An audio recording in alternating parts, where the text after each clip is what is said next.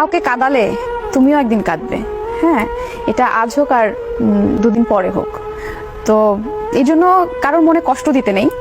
আর জেনে শুনে তো সেটা নাই, মনের অজান্তেও যদি কখনো কাউকে কষ্ট দিয়ে থাকে, সেটা আমার কাছে মনে হয় যে সাথে সাথে সেখান থেকে সরে যাওয়া উচিত বা ক্ষমা চেয়ে নেওয়া উচিত। ভালোবাসা যদি বাসার মতো হয়, তবে একটা মাটির পাত্রেও আমরা একসঙ্গে খেতে পারবো, ডাল ভাত হলেও খেতে পারবো। মনে হয় এটা বলছে, দুদিনের জন্য বলছে, 3 দিন থেকে ভালো লাগবে না, ভালো লাগে, আসলেই লাগে। যদি তুমি তাকে মন থেকে ভালোবাসো, তবে তার জন্য তুমি আসলেই সব করতে পারবে।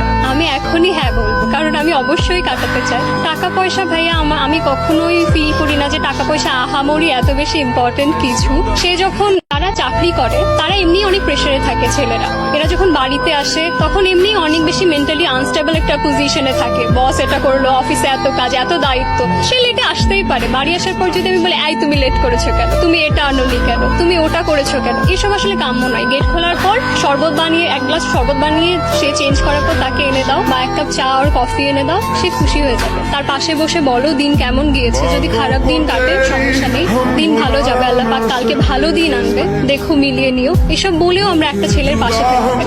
শুধুই চাই যে একটা মেয়ে থাকুক এরকম কেউ, যে তার কথাগুলো শুনবে। ছেলেরা এক্সপেন্সিভ গিফট চায় না, সুন্দর সুন্দর দামি দামি উপহার চায় না, কোথাও ঘুরতে নিয়ে চলো, এখানে চলো, সেখানে চলো, এগুলো ছেলেরা একদমই চায় না। ছেলেরা কখনো না এক্সপ্রেসিভ না, ওরা ভীষণই চাপা স্বভাবে। বন্ধু দ্বারা ওরা কষ্ট পায়, ভালোবাসার মানুষ দ্বারা ওরা কষ্ট পায়, বাবা মা দ্বারাও কোথাও না কোথাও ওরা অনেকভাবে কষ্ট পায়।